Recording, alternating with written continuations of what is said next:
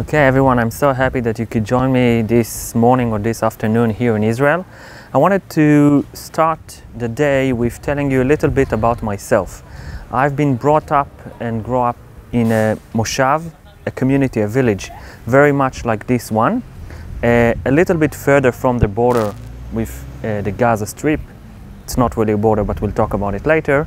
Give or take 20 miles from Gaza. This is where I spent wonderful childhood, very green around, a lot of grass, very open, people super friendly, saying hello to each other. Each family had a farm. My grandfather had a farm, and ever since I could remember myself, I was in the farm, in the cow shed, on the tractors, in the fields, in the orchards, hanging around. My grandfather had in his farm two working hands, two laborers that come from the Gaza Strip, and I remember them from a very early age, taking me with them to the farm, to the cow shed, to look around, to see around Jamil and Abu Fais. Most of my childhood, they were around there. It's all started to change in the 1990s, in the middle of the 1990s, after the Oslo Accords. They had to add permits, so they still come, but not as often. And in the beginning of the 2000s, basically Gaza Strip started to get more and more isolated from Israel, and they stopped arriving and coming. In the beginning, we were very hopeful, and we're in touch, and we believe that they're going to come in a month, or in 2 months, or in 6 months, but eventually we understood that we won't see them again. Now, it's not that we're the best friends ever, but it's telling us a little bit about the connection between the people and how the people and the nations got drafted away from each other. Now, as I told you, it was not really, and it's still not really far from Gaza. And I want to take you to my birthday, give or take 9 years ago. 9 years ago, for my birthday, we planned a big Shabbat meal. My sisters, my family were all supposed to sit together and celebrate my birthday. And as we're sitting over there, I'm getting a phone call. And on this phone call is my officer from my reserve duty call. And he told me, look, we need to be at the base in the camp. There is an emergency call for all the soldiers to come. Now, it was not a surprise because of the escalation in the last week, and I'm still serving on the reserve duty in a light infantry unit. And I told my family, you know what, let's postpone the Shabbat dinner for 15 minutes. I'm going to take all the equipment, going to put it on the car. We're going to finish the Shabbat meal, and then I need to drive. And as I'm loading everything on the car, there is an alarm going. Now, this alarm is something that we are used to. And I'm thinking to myself, you know what, we had hundreds or even thousands of alarms in the last several years. What is the chance that this one is going to find me? And there is so much to lift and to put on the car. Should I run or should I not? Luckily for me, I had 30 seconds to come with an idea and a solution, and of course the right decision to run to the security room. Security room is a safe concrete room that every house in Israel that was built past 1992, past Desert Storm, had to head in it. In my small apartment at the time, there was no security room, but I could run to my parents, which is really not too far, maybe 30 yards from mine. I'm running, we all entering inside, give or take 9 people in a very small room. And we're waiting for the boom. And the boom is arriving, and it's really close. We're going outside, when we're allowed to go outside, running around, and we start to understand, we look and we try to understand where this rocket was landing, what is the location that it was hitting. And we find out that the neighbor house, actually 2 houses away from ours, had a missile that landing in their living room and kitchen. Luckily for them, they also decided to run to the security room.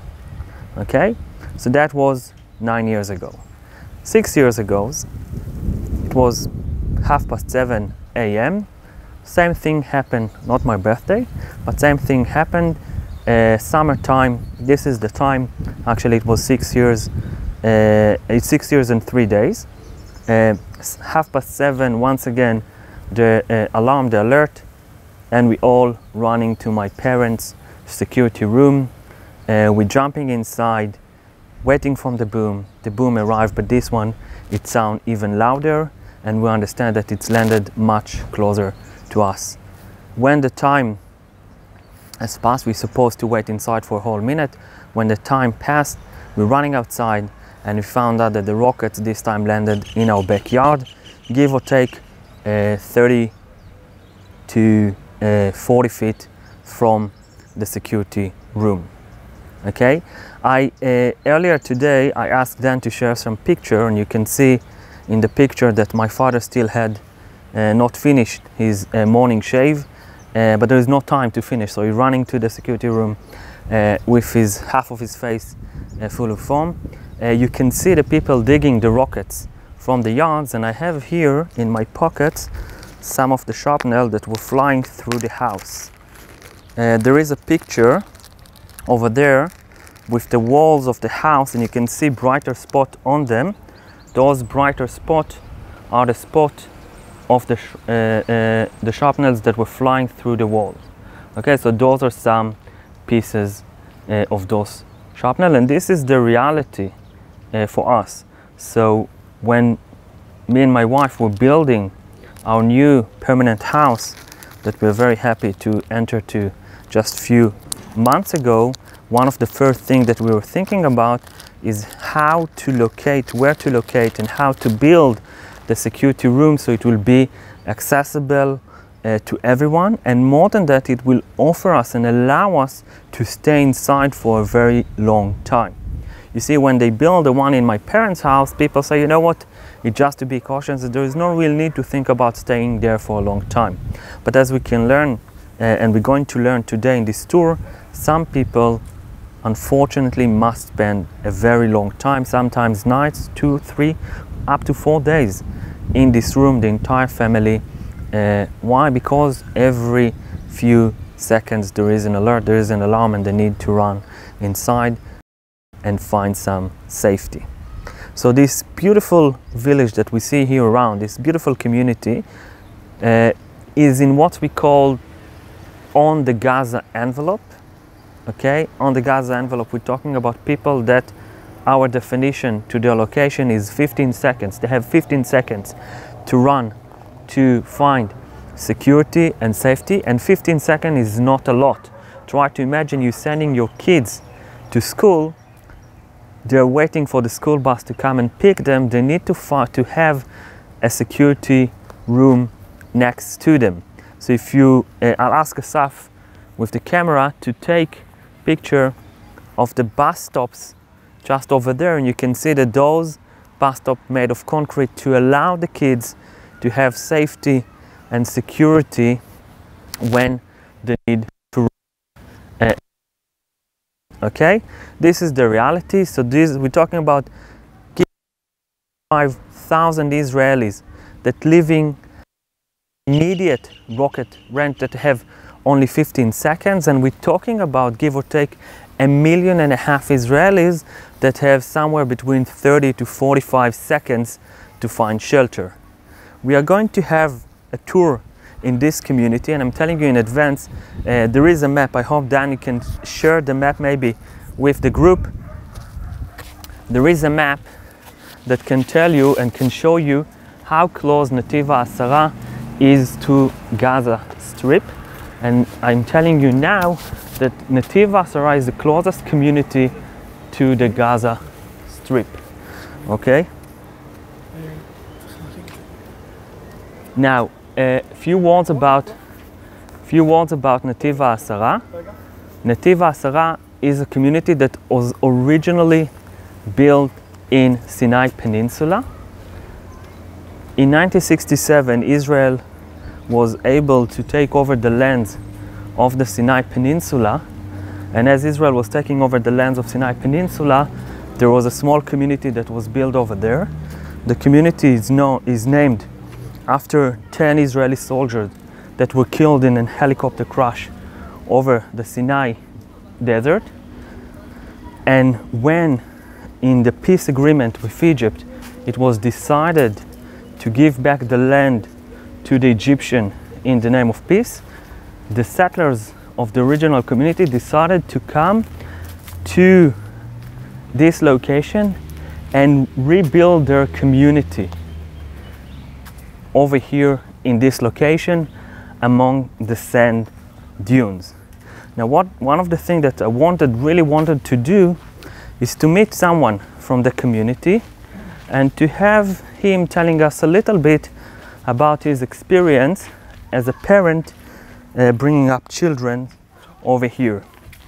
So over here is Yoel, and in a few minutes Yoel will tell us a little bit about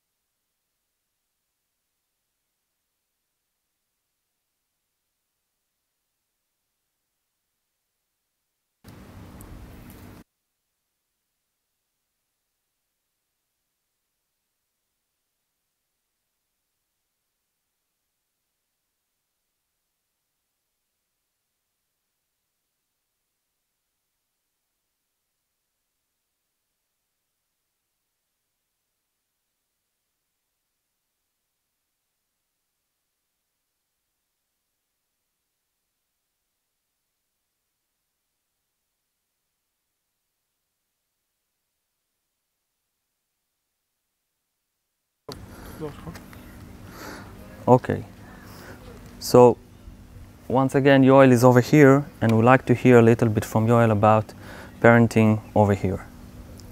Hi, good morning everybody.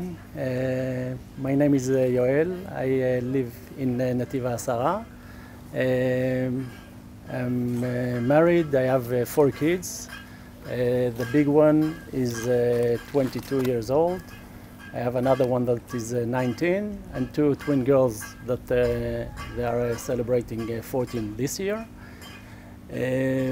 Actually, I live in this moshav since the beginning, 1982.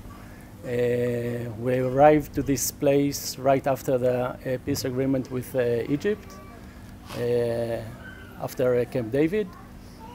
And since then, I live here, my parents live here, and one of the strong thing about this place that there's a lot of time that people ask me and I ask myself, well, what I'm doing here.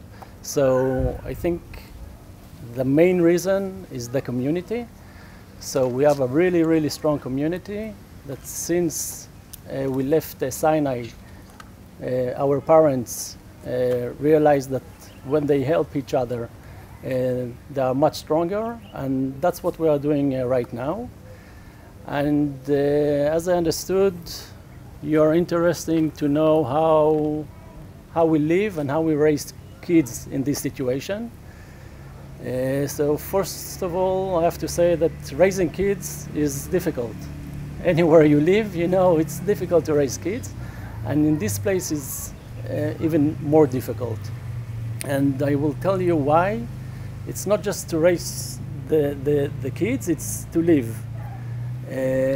Because we are kind of cheating ourselves. What makes me to raise my kids and kind of cheat them, because we are not thinking about the threats. If we believe that if we will think about the threats and think all the time what can happen if we will have a rocket or if there's a Hamas terror group will come out of the ground, you can't really exist or live normal in this situation. And when you walked around with a camera and you saw this place, you saw that it's really colorful, the gardens are beautiful, everything is nice, even the shelters are really colorful, because we believe that when you deal with the good things of life and not thinking about the threats, you live kind of a normal life. And that's what we're doing. I have to say that it's something that happened through the years. Like, you need to understand that we live in this situation for 20 years, but it's not that bad all these 20 years. Like, if I will go back 20 years ago, we had small rackets, 2, 3 a year. And now when we have like a session with rackets for 24 hours, we get thousands of them. And it's not just the rockets, it's the Air Force attacks that we hear, smell and feel.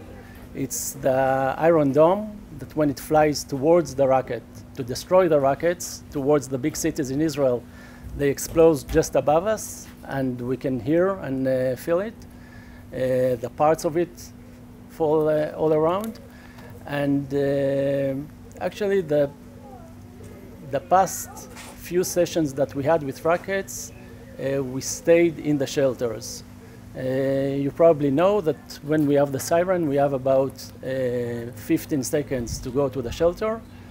So there were so many rockets that we had to stay in the shelter for 24 hours with the kids, sleep with the kids.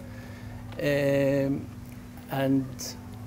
when the session finished after 24, 36 hours, we tried to go back to a normal life like nothing happened. So it looks, when you will walk around, when you will see the kids behind me in the kindergarten, you will see normal people, happy people, that like nothing is really bad going on here.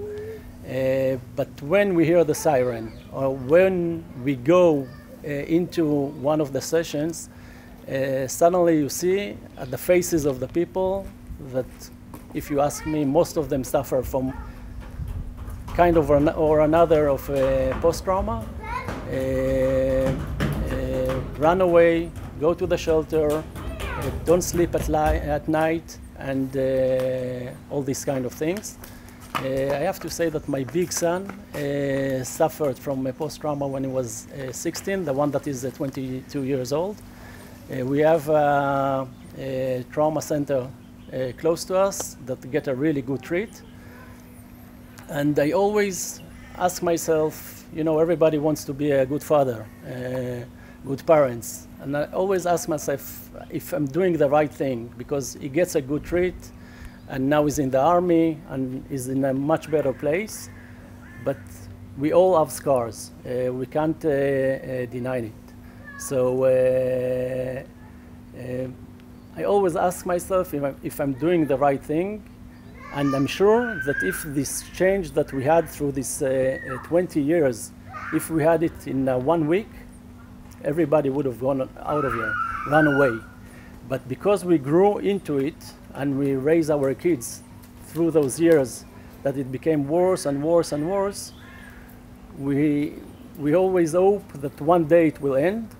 And another thing that holds us in this place, it's hope. As I mentioned at the beginning, we left Sinai in 1982.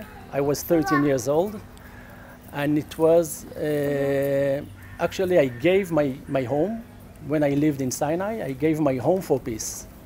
I didn't believe in peace. I hated the Egyptians, but after a few years, I had a great opportunity to live in Cairo, and I realized that there is peace with Arabs, with Egyptians. I went to school with Egyptians, and I realized that it was worth it. It was worth to leave the house for peace, and I hope that one day it will be peaceful here, because I can't see that there's like another way to solve this situation. But right now I have to say it's quiet because of the corona. We just talked about it. I don't know why. They're not shooting. Everybody, it's quiet. It's nice to live here. We had a few rockets. You know, it's funny to say, like, I think that if someone in the States will say, we had just a few rockets, we are happy to live here, it sounds weird. But when it's just 3, 4 rockets, it's okay. When it's 1,000, it's scary. It's scary. It's not nice to live and not nice to raise kids. If you have any questions or you want to ask more, I will be happy to answer.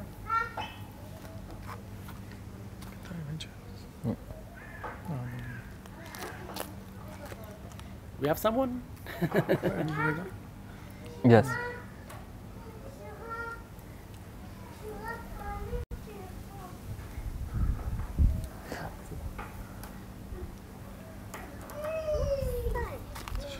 Okay, so the question is about how many people live in Netiv HaAsara and what's the territory, the land? The land is about 1,000 acres. And the number of people, it's a good question because when we came here at 82, there were 70 families, about 350 people, adults and kids.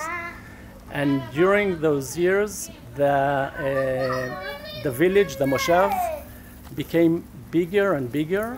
And most of the people that are living here are kids of the parents that came here in 82. I live here, it's like we have small tribes. My parents live here. My sister, I have two sisters that live here, and I live here. And it's something that it's not like just my family. Most of the families, a lot of kids when are around like 20, 21 years old, they go because of the army, they go to Tel Aviv to check how it is to live in the city. And when they have the first kid, they come back and want to live in the moshav. Right now we have close to 1,000, and I have to say that the moshav is getting bigger and bigger. We have planned for another 150 units for the next 3-4 years. Okay, Yoel, תודה רבה, thank you very much. You're welcome. Thank you for the time. Be safe and be healthy. Yeah, okay. Be healthy. Take care. Bye, guys. Bye. Okay, so a few things that I want to point. First of all, I'm telling you now in advance, if you think that it's crazy that the number of people that want to live here are getting larger and larger, and actually the moshav, this community and others, many others around, have a real difficulty finding housing solution to all those people. It will be even crazier to understand it after the next stop. But before we leave, I want you to understand, to have this feeling. I asked Asaf to take picture of this nice playground around here. Now this moshav, if you've been here before, was even greener than it is today. But over the years they had to make some adjustment. And what they did over here, they built a kitten garden on top of a big bomb shelter. I don't know if you can see it. Asaf, can you zoom on the window, on the bomb shelter window?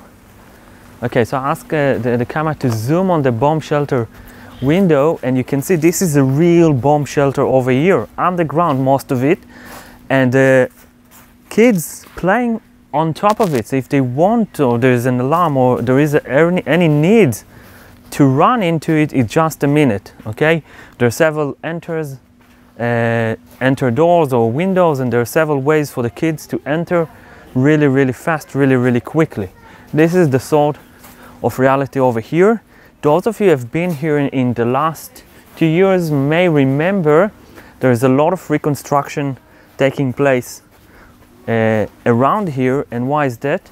They came to understanding that in case that a rocket hit a house, it might be very dangerous to fix the house with the torn apart power cable.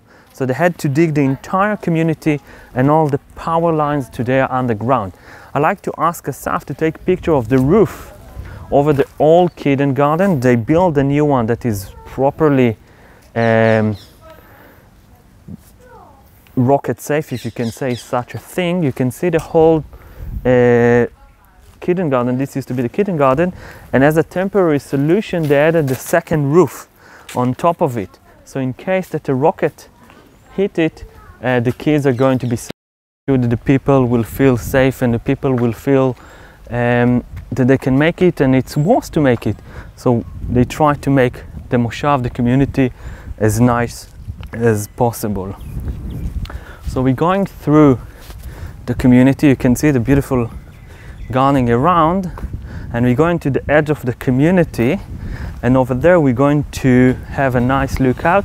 The sun is going to be a little bit in our eyes, but I'll tell you now that this is an amazing lookout. This community, as you're going to see, is built very, very, very close to the Mediterranean, so you have a nice sea breeze all the time, especially summertime in Israel.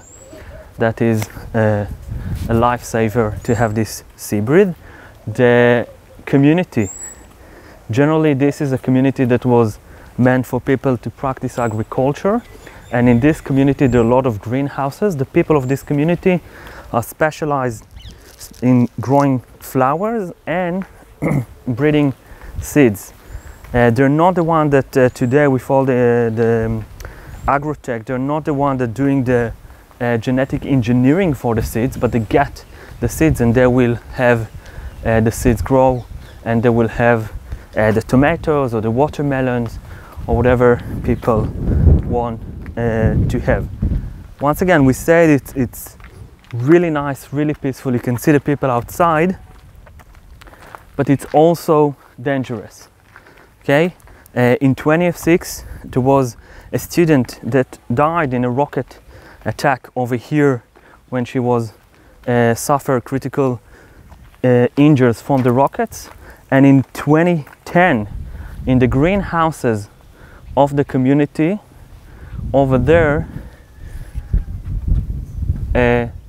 one of the labor hands in the greenhouses, a Thai worker that was working here for the people of the community, also suffered some severe injuries and also was killed by a rocket. So those rockets are deadly.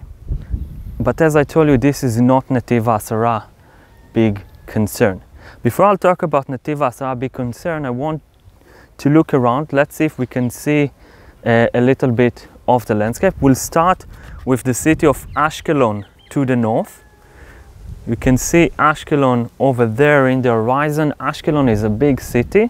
It's a city of 120,000 people, and it's growing. There is a big plan for the city to be a city of 250,000 people in 10 years. Okay, Ashkelon is about 5 miles from Gaza Strip, so it's very, very close by, and the biggest neighborhood that they're building today in Ashkelon is actually to the south. Now, it sounds unbelievably crazy to build such a big city so close to the rocket threat, and I'll tell you, it is crazy. One of the things that I learned about Ashkelon, for example, is, you know, in most places in Israel, the most desirable apartments are in the cities, in apartment buildings are the one that facing to the south. Why? Because you enjoy the nice sun and the healthy light of the sun entering your apartment. In Ashkelon is vice versa. Everyone wants to live in the northern part of the apartment building because it's safer for the rocket that coming to attack you. They'll come from the south, so you would like to be in the northern side. To the south we can see the city of Gaza.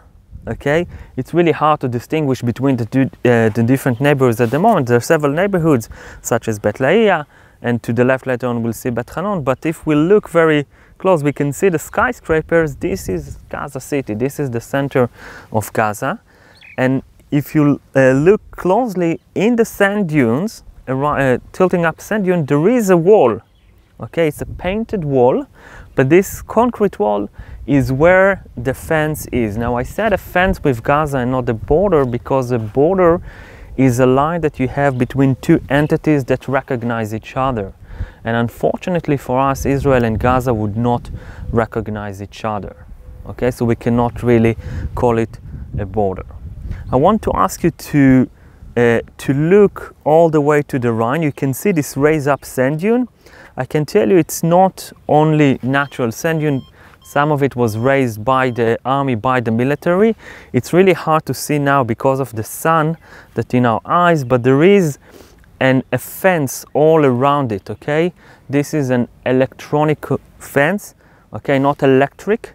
Nothing will happen to you if you touch it, but there are electronic devices on the fence that send the back room, the operation room, the army operation room, signals and information, giving the army indication that someone been touching the fence and where and how much was it. We're going to see it later on, much closer. You'll be able to see all the electronic devices on the fence. Now we can further look to the right and we can see one of the main targets for Hamas rockets in Israel. And this is this big power plant in Ashkelon of the National Power Company. This is one of the largest facilities in Israel, supply electricity for over 500,000 people. And this is one of the preferable and desirable, I would say, targets for Hamas rockets.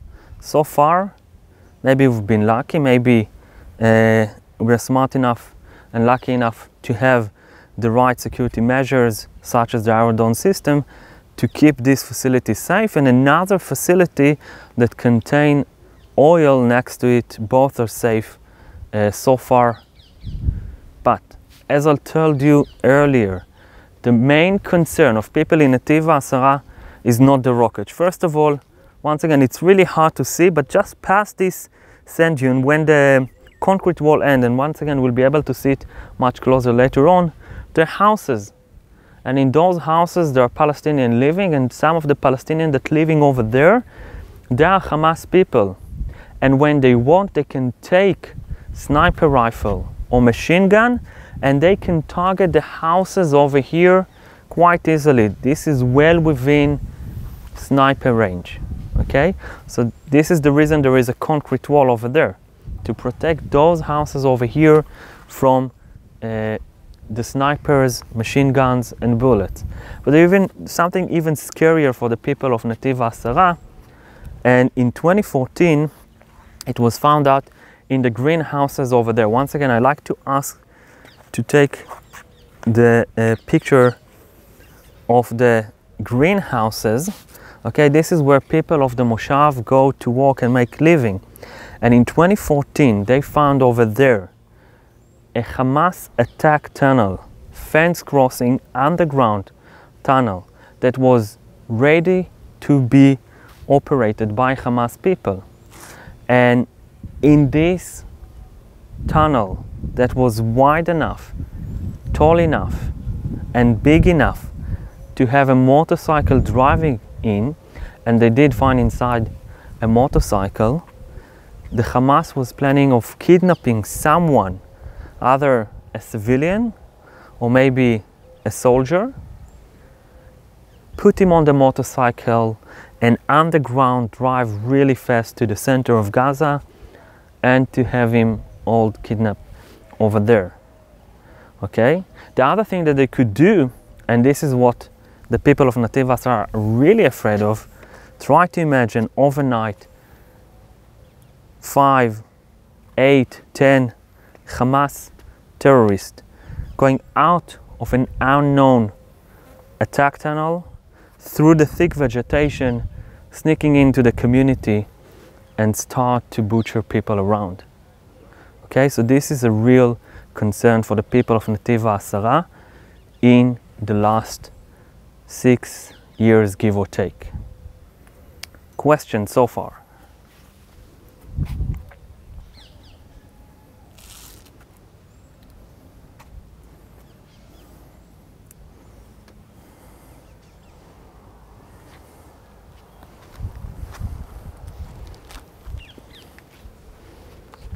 Joel. At the moment, so he used to work for quite a long time for the Prime Minister office. Okay, at the moment, like most people that work in the Prime Minister office, they're going to early pension, and at the moment is unemployed if you're looking to hire, and is volunteering, telling people a little bit about life over here in the Gaza Strip, around the Gaza Strip, in the Gaza envelope.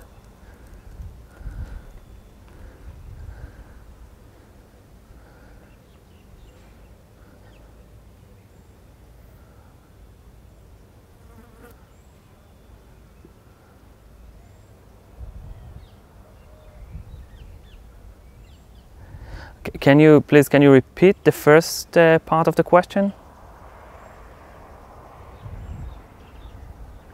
Okay. Yeah. Okay. So the difference between a kibbutz and a moshav. So I'll start and say you can hardly find a real kibbutz anymore. There are maybe 8 of those still functioning as a real kibbutz. The kibbutz was the idea of full socialism on the verge of communism. The kibbutz is basically one big farm that all the people that work in the farm are shareholders. Okay, they work according to what the kibbutz tell them to do, and they get really no salary, but they get the food from the kibbutz, they get clothing from the kibbutz. Everything is owned by the kibbutz, and the kibbutz is the people of the kibbutz. In the moshav, we're talking about community of people living together because they choose to live in a community that will support each other, but no one will force them to support each other. They want to do it, they volunteer to do it. They choose to sell together and buy together because it gives them more power, more bargaining power, but no one is forcing it on them, and each family had the freedom to cultivate whatever they want to do. Today in modern moshavs and kibbutz, most people do not find work in agriculture. Today most people are working outside. How do people in Netiv HaAsara today make living? Netiv HaAsara is very close to Ashkelon, and tell you the truth, is really not too far from Tel Aviv, which is the center of the startup nation, as we can see in the tour in 2 weeks or so. Driving from here, and today there is, by the way, there is a very efficient train system from here to Tel Aviv. The train will take you less than an hour from here to Tel Aviv center. So many people that live here find work in Tel Aviv or in big cities like Ashkelon and Ashdod a little further away. Any other questions?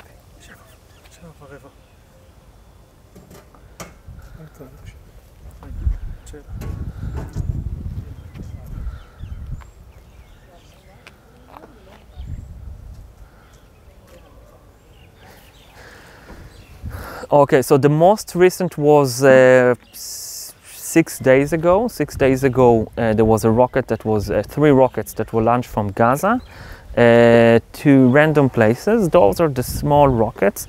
It's funny to say those are the small rockets, but they're a little bit smaller and not very accurate. And we assume that they were not meant to harm people by physically, but mentally. One of the things in terrorism is not to let people recover mentally. Okay, this is one of the most important things in terrorism. We do know that Hamas and the Islamic Jihad and other organizations in Gaza Strip had much better capabilities, and at the moment they choose not to fully use them. Why is that? There might be many different reasons. I would argue that the main reason is that at the moment the world is very busy with other things that are happening.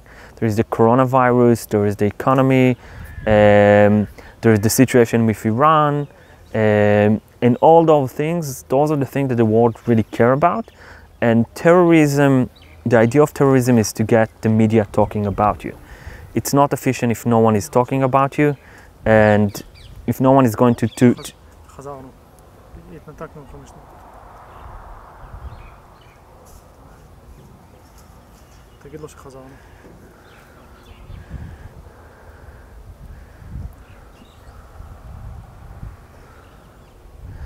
Okay.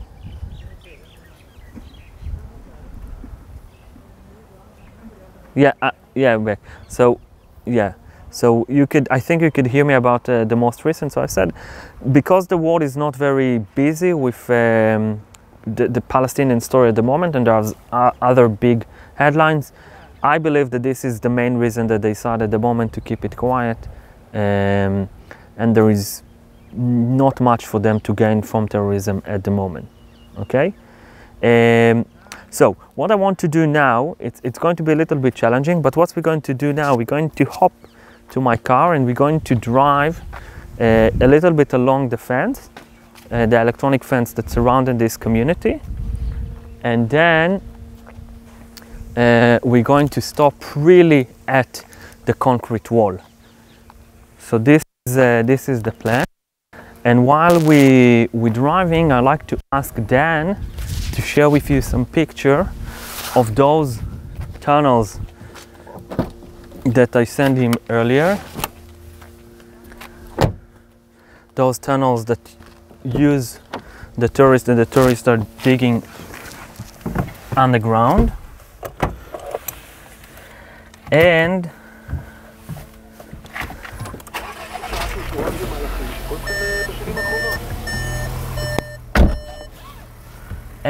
the other picture that I want to Dan to share, if possible, is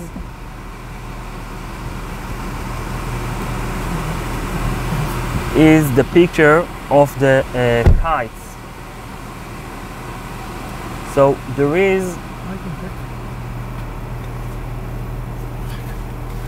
a am I on? Yeah. Okay, so there is a picture of the kites that I sent earlier to Dan about this is Israel's big concern today. Those kites, sorry, not today. There were Israel big concern. Those kites, the kites were meant to burn in this time of the year. The fields, the greenhouses, the orchards around us. And later on, they start to send those balloons.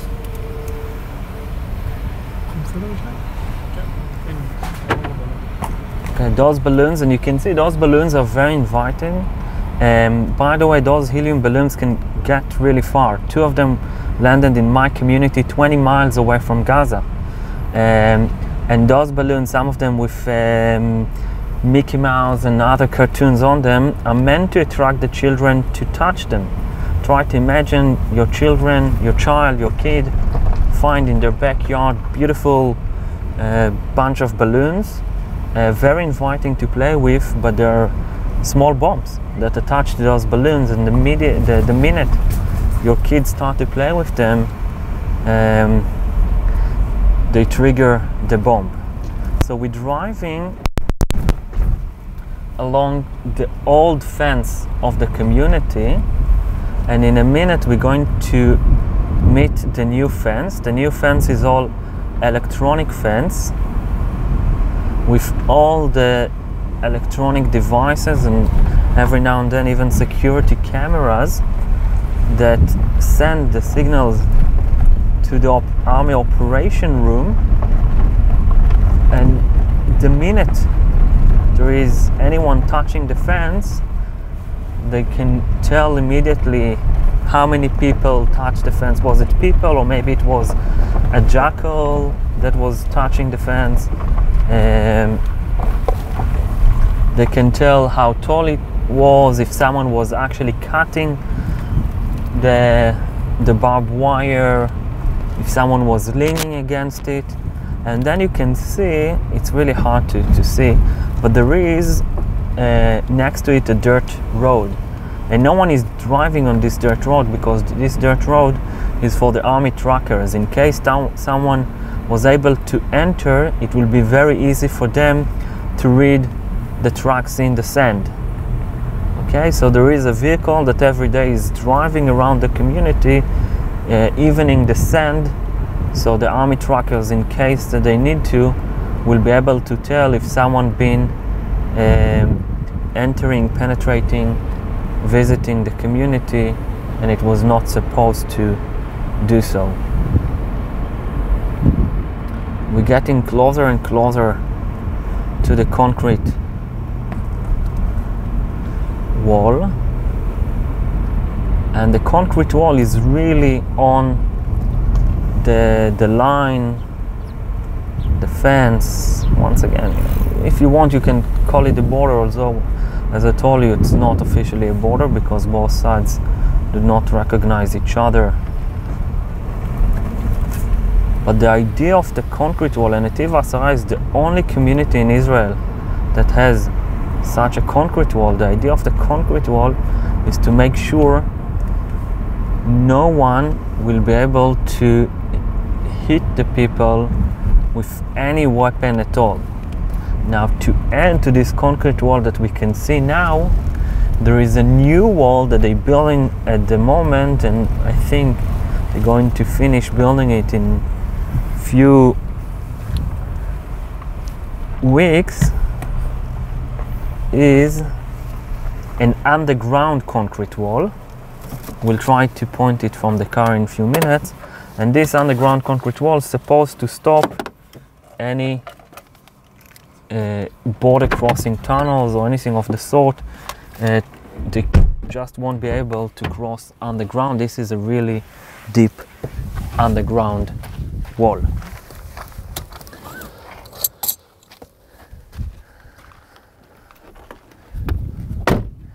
Okay.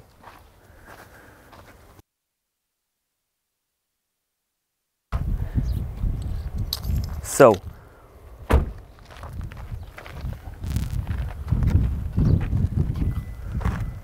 I want you to look over there. You can see the real concrete. Once again, behind it, this is the Gaza Strip. Behind it, this is a Palestinian territory.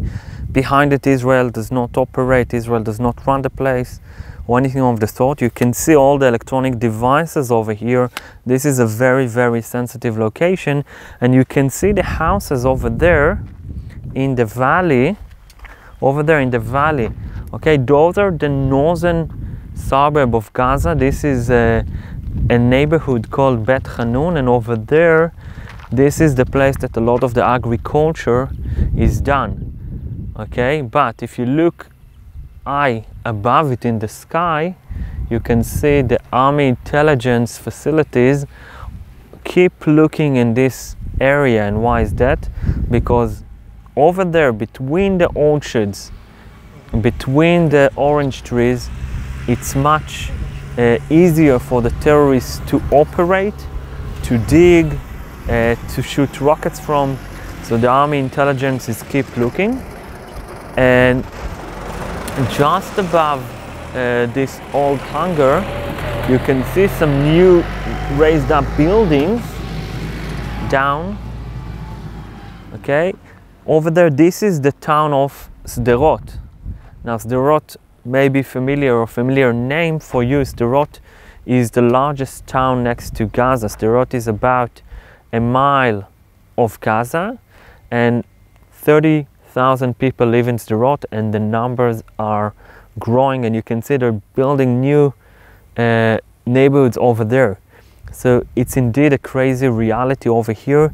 Try to imagine living so close to such a tense border.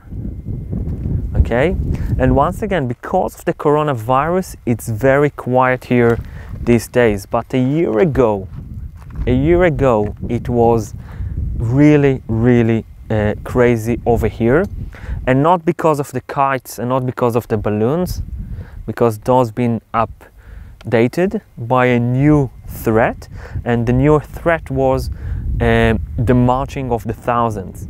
Every Friday, thousands of people start to march to the fence and try to take down the fence. Thousands of people from Gaza, with Hamas people among them. Israel was very, very careful not to harm any innocent people, but in those events, sometimes people were shot down.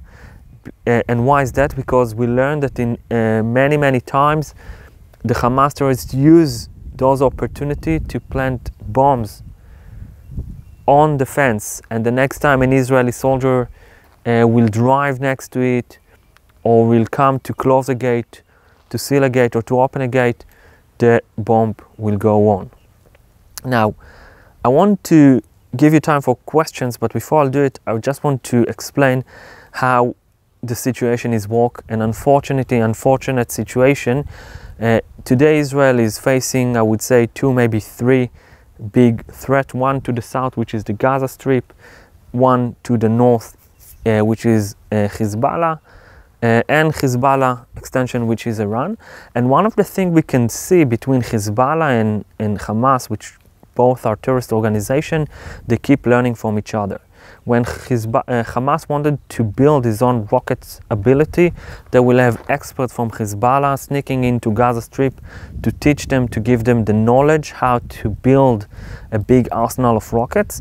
And when Hezbollah wanted to have border crossing tunnels, they had Hamas experts coming from Gaza explaining to them how to make it. So we can see that they both keep learning from each other, and this is a really tense and unfortunate situation. 2 years ago, Israel went on a big scale operation up in the north to expose the Hezbollah border crossing attack tunnels. Okay, so this is shortly a little bit about life here, around here in the Gaza Strip. And before I'll finish with a nice thing, do we have any questions?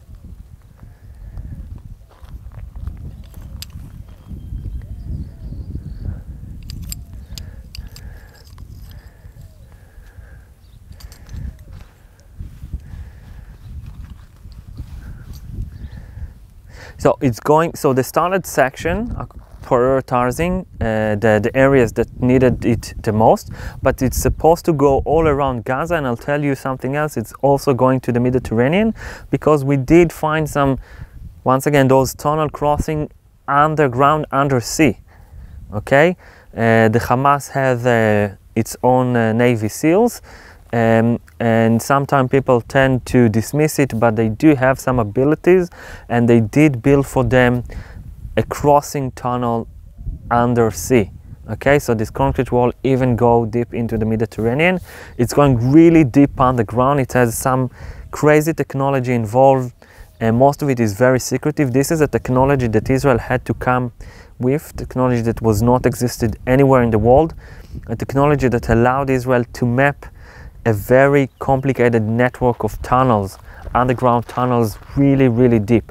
Some of those tunnels are more than 60 feet in the ground, and Israel had to come with the technology to make it. Today, at least this is what they promise us, they do have a full map of all the border crossing or the fence crossing tunnels.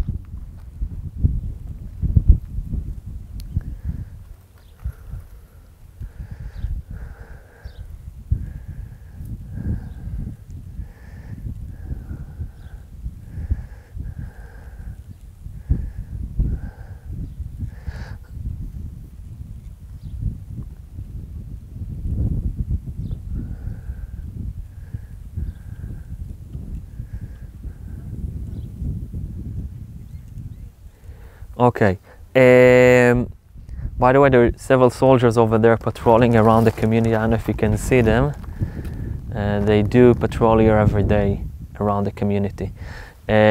So let's try to answer it. First of all, the IDF does not decide everything. Israel is the democracy, and the government is the one that deciding.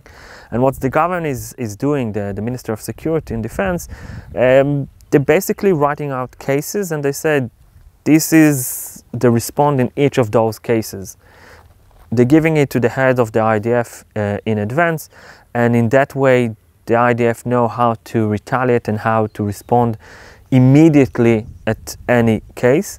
And of course later on, if something is extreme or there is a need for a second thought, the government will sit together and will discuss it, and they will decide on further notes how to retaliate to this act or to the other.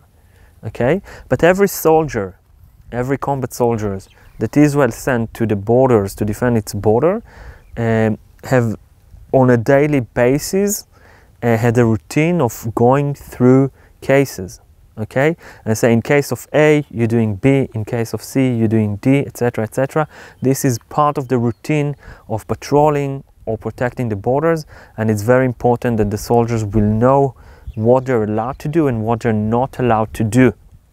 Okay, that is a huge responsibility on the shoulder of 18 years old boys and girls, and of course it's not perfect, but in most cases it's working really, really. Once again, the difference comes from the government. The government, like in any democracy, they are the one that the Prime Minister and the Minister of Security and Defense, they're the ones writing the policy, and they're telling the army, you should protect this community in those measures. That's meaning up in the north, Israel say, we are going to be way more assertive and aggressive. And why is that? Because we have a state that is responsible on the other side. If an attack coming from Syria, Israel will retaliate against the state, against the army of Syria. If it's Iran that's sending drones, Israel is going to retaliate against Iranian facilities. Okay? In Gaza, the situation is way more complicated because there is no state on the other side. There is no sovereign entity on the other side. So Israel should be more careful with its retaliation and the way Israel handle those situations. One last question before we'll do the final piece.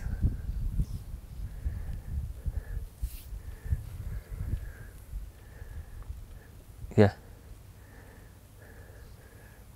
Why do you stay? Okay, this is a good question. So why do we stay? Not only why do we stay, why do we come? Because we have more and more people coming here. As I told you, the Moshav, not only Netiv HaAsara, those 70 communities around the Gaza Strip, the envelope of Gaza, are growing really, really fast, much faster than the population in Israel. And why is that? People want to come and move here for several reasons. First of all, as you can see, this place has a very good, strong sense of community. And believe it or not, in 2020, people want to have a sense of community. People want to be a part of something. People want to be able to walk to the local supermarket and to know people and their names. Okay, so this is one thing. This is an amazing environment to bring together family. People do not lock the doors. Okay, for two reasons. First of all, they trust their neighbors, and the other thing, in case that there is an alarm, you just run to the next house and you know to enter there and find a security room. Okay, so there is a very strong sense of community. The government support people. There are good tax benefits for people living over here, and the government try to help people to handle those bad situations, maybe not perfectly, but as far as they can, as much as they can do. And I would say the last thing, I think many Israelis are patriotic, and more than that, most Israelis understand that it's everywhere. In the 1920s, it was up the north, the area of Kiryat Shmona, that was sheltered all the time by all the time by Hezbollah. In the 2000s, it's Gaza. It might change all the time. And as the rocket range is growing from the south and from the north, today most of Israel is under rocket threat. Okay, maybe not those tunnels, but the rockets are everywhere. And really, people did their math and they say, you know what, it's good enough, or the math of the number are that way, so we'll move here. So before we leave, I want to share with you a story of, and we'll do it quickly, of a woman that moved to Netiv HaAsara, one of those families that move over here. She was not from here originally, but she wanted to come and live here in this community, and she's moving here, and she is an artist. And she arrived here, and she had this dream about living in a moshav, a community where everything is green around, and when she's going outside, she sees concrete walls. So what she decided to do, she wanted to have nice concrete wall, but she also wanted to tell her neighbors she's not the enemy, and she understands that they're not the enemies, and the war is not between the civilians on both sides, or this escalation and the tension is sometimes between military forces. And what she's doing, she's starting this amazing project that's called Path for Peace. And over here on the concrete wall, there is a beautiful mosaic of pieces, and she invites people to come here. And by the way, there is another part on the wall behind us. And people arrive to her studio, and she's making those small little pieces of ceramic. And she invites people to write behind those pieces a greeting, wishful thinking, or really anything that they can think of. And she wants to have this entire concrete wall cover. And in the beginning it sounds really ambitious, but I can tell you as a guy that come here quite often, it's unbelievable. More and more pieces all the time. And what she chooses to write over here is in 3 languages, Hebrew, English and Arabic, and the people that live over there in Bet Hanun, they could read it. Okay, later on we'll have once again the picture of Bet Hanun. The people live over there, they can read it quite easily. Shalom, peace, salam. Okay, so earlier today I asked her to come and talk to us, but she couldn't, unfortunately, but she was leaving me such a piece. So what I'm going to do for all of you is going to put a piece on the wall. So I'm going to take this piece of ceramic and some hummus. Oh, it's not really a hummus, it's a special, it's look like a hummus, but it's not. And we're going to put it on the wall, and we're going to be part of this beautiful art of Tzameret, and we'll wish everyone over here on the other side peace and prosperity and health and only good in their life. Okay, so thank you very much for joining us today, and I know that there might be many more questions. Feel free to ask Dan and Jonathan, and in case I'm sure that they have the answer, but in case that they won't have the answers, feel free to ask them to send me the questions, and I'll do my best to answer them and to give you a better understanding of what's happening here today and in recent years, and as much as possible. Okay, so thank you very much, everyone. I will say good evening here in Israel, and for you, good day. Toda rabba rabba rabba.